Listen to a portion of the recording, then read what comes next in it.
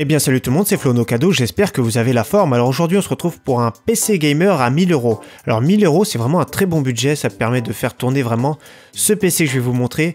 Tous les jeux actuels et même de l'année prochaine en 1080p Ultra, voire 1440p en qualité élevée. Donc on commence tout de suite avec le processeur ici, donc le toute dernière génération de chez Intel, donc le i5 7600K. Alors c'est un overclockable ici, donc on va prendre la carte mère en conséquence. Donc d'origine 3,8, on pourra le monter presque jusqu'à 5 Go.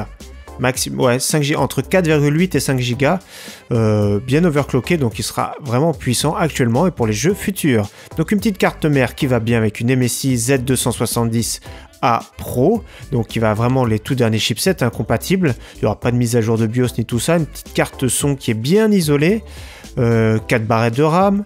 Donc franchement c'est très bien, c'est ce qu'il faut. Après le budget on peut monter au-delà, mais 120 € c'est un bon prix franchement pour une carte mère chipset Z270.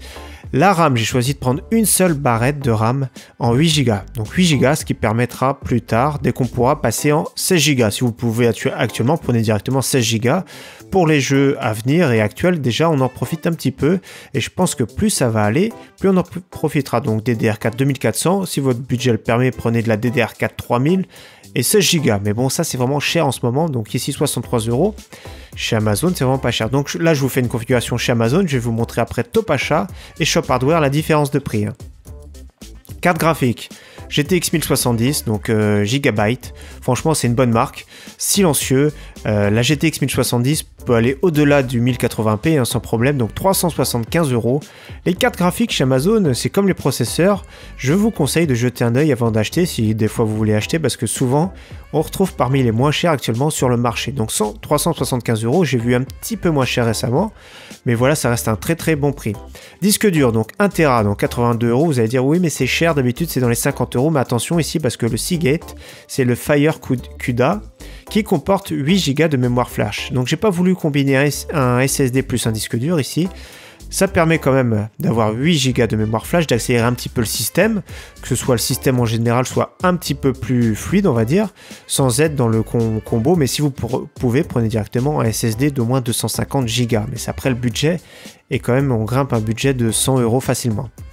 Alors bien sûr, j'ai oublié de préciser, pour refroidir le processeur, donc tous les cas de chez Intel n'ont pas de ventira, donc il faut vraiment y penser. Ici c'est un très bon rapport qualité-prix, Be Quiet, pour 33 €, il est vraiment très très bien, il est silencieux. Cooler Master 212 aussi, il est à peu près équivalent, le 212X, donc c'est kiff kiff. Sur la Be Quiet, il est assez silencieux, et c'est quand même un refroidissement beaucoup mieux que les refroidissements qu'il y a d'origine avec les processeurs quand il y en a.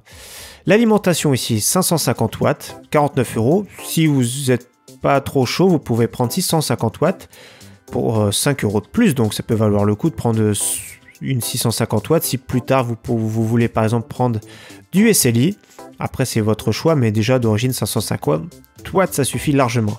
Le boîtier donc, 40 €, j'ai mis, c'est un bon budget. Le Bitfenix Nova en version vitrée. On le trouve un petit peu moins cher ailleurs, mais ici tout ce qu'on commande, c'est livré gratuitement. Donc on fait le bilan. 1021 €. Donc vous voyez, je suis dans le budget. Ventirad, alimentation, boîtier, disque dur, carte graphique. Ici on parle de la carte mère, le processeur et les 8 Go de RAM. Donc 1021 € ici. La même chose chez Top Achat, on passe tout de suite. On est à 1088 €. Donc il faut compter à peu près 60 € de plus. Donc même processeur, même carte mère, etc. 8 Go de RAM, même ventira, tout pareil. Vous voyez, la carte graphique est plus chère, le processeur est même plus cher. Donc je ne vous ai pas dit de bêtises. Et la même chose chez Shop Hardware. Donc pareil, 60 € de plus. Donc pareil, le processeur est plus cher. La carte graphique est aussi plus chère. Donc voilà, j'espère que cette configuration vous plaira. Ici, vous êtes tranquille pour les jeux de 2017, voire 2018 sans problème.